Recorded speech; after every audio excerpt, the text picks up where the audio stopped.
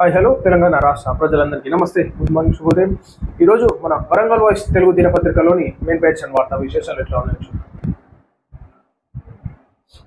ప్రముఖ బ్రాండ్ల పేరుతో నకిలీ గృహోపకరణాలు, ఆరుగురిని అరెస్ట్ చేసిన టాస్క్ ఫోర్స్. 32 లక్షలు విలువ చేసే విద్యుత్ ఉపకరణాల స్వాధీనం. అంటే ప్రముఖ మంచి బ్రాండ్ పేర్లతోనే ఉంటాయి డబ్బాల మీద, అవిటి మీద, కానీ అవి డూప్లికేట్ అనమాట. ఏదైతే ఇప్పుడు కేబుల్స్ కానీ, current wires, current switch boards కి, కరెంట్ కి సంబంధించినటువంటి ఎలక్ట్రానిక్ అప్లయన్సెస్ మనం చాలా మటుకు హార్డ్వేర్ షాప్లలో కూడా చూడొచ్చు.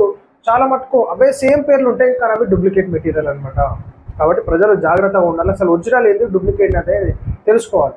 దాని మీద బార్ కోడ్స్ ఉంటే బార్ కోడ్స్ని స్కాన్ చేసుకోవాలి. సో ఈ విధంగా డూప్లికేట్స్ అమ్ముకుంటూ కోట్ల రూపాయలను బురుడి కొట్టిస్తున్నారు ఆ పబ్లిక్. ఈనాడు దాంట్లో హార్డ్వేర్ షాప్ల హస్తం కూడా ఉంటుంది.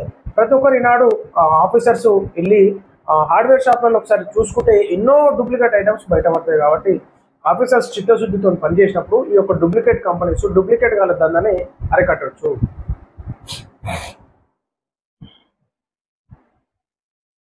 పడకేసిన ప్రక్షాళన, ఎడారిని తలపిస్తున్న భద్రకాళి చెరువు.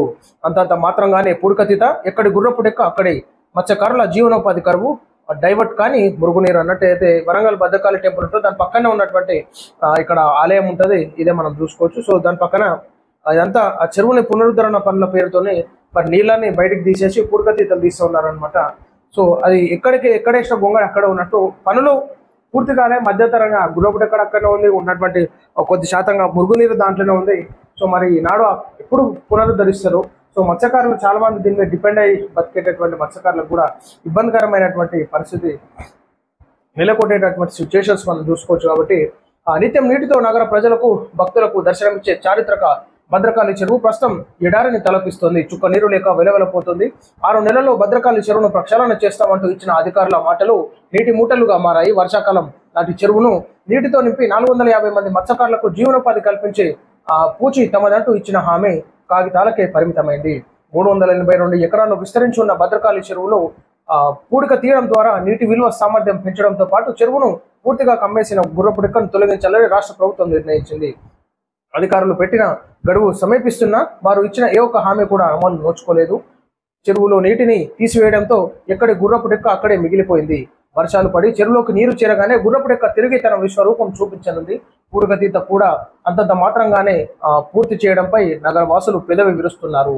భద్రకాళి చెరువులో ఐలాండ్ పేరిట అక్రమాలకు తెరలేపారంటూ మండిపడుతున్నారు. ముఖ్యంగా మురికి నీరు చెరువులో కలవకుండా డైవర్ట్ చేయాలన్న ప్రభుత్వ లక్ష్యం అధికారుల నిర్లక్ష్యం కారణంగా అటకెక్కింది అన్నట్టు చూసుకోవాలి. సో మొత్తానికైతే ఈనాడు ఇచ్చినటువంటి హామీలు నెరవేర్చకుండా ఈనాడు ఇంకా దాన్ని ఇయ్యాల రేపు అనుకుంటా పనులను కొనసాగిస్తూ ఉన్నారు. కాబట్టి సో త్వరగతిన పనులు పూర్తి చేయాలని చెప్పేసి అక్కడికి వచ్చేటటువంటి భక్తులు కానీ, సో ఉన్నటువంటి మత్స్యకారులు కానీ చాలా ఇబ్బంది పడేటటువంటి సిచ్యువేషన్. సో మురుగునీరు రాకుండా పటిష్టమైనటువంటి చర్యలు తీసుకొని త్వరగతిన పనులు పూర్తి చేస్తే బాగుంటుంది.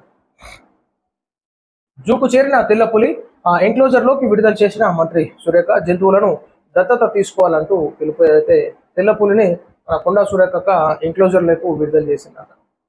అర్హులందరికీ రేషన్ కార్డులు, ఉచిత బియ్యం పంపిణీతో కడుపు నిండాతుంది పంచాయతీరాజ్ శాఖ మంత్రి సీతక్క. సో తిండి తింటుండో చక్కగానే ఉద్యోగాలు కావాలి. గ్రామీణ ప్రాంతాలలో చదువుకునేటటువంటి యువకులకు కూడా ఉద్యోగాలు వస్తే అప్పుడు వాళ్ళ తల్లిదండ్రులను కూడా సంతోషంగా చూసుకోగలుగుతారు. ఈనాడు ప్రభుత్వాలు ఇచ్చేటటువంటి సో సన్నబియ్యం ఇవ్వండి, కానీ ఉద్యోగ అవకాశాలు కూడా ఖచ్చితంగా కల్పించాలి. అప్పుడు వాళ్ళు నెలకు 30,000 40,000 సంపాదించుకునేటటువంటి కొడుకు ఇంట్లో ఉంటే ఆ తల్లిదండ్రులు ఎంతో సంతోషపడతారు. కాబట్టి ఈ విధంగా ప్రణాళికలు చేస్తే బాగుంటుంది. జర్నలిస్టులపై దాడులు అరికట్టాలి, అందుకు జిల్లా స్థాయి కమిటీని నియమించాలి. కలెక్టర్కు TWJF నేతలు విజ్ఞప్తి అన్నట్టు మనం చూసుకోవాలి. మరి జర్నలిస్టులపై ఈనాడు దాడులు జరుగుతూ ఉన్నాయి.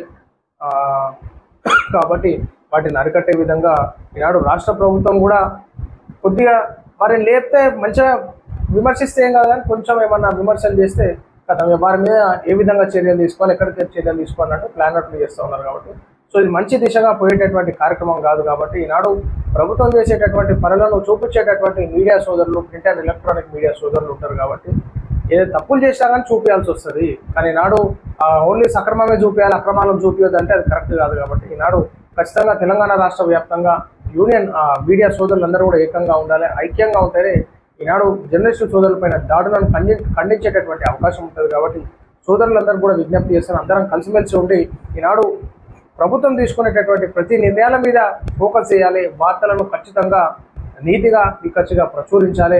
ఖచ్చితంగా ఎక్కడన్నా దాడులు సోదరుల మీద, మీడియా సోదరుల మీద జరిగితే అందరం అరికట్టాల్సిందిగా విజ్ఞప్తి చేస్తాను. సో ఇది ప్రజలారా, మనం చూస్తాం ఈరోజు వరంగల్ వాయిస్ తెలుగు దినపత్రికలోని మెయిన్ పేజ్ వార్తా విశేషాలు. నమస్తే.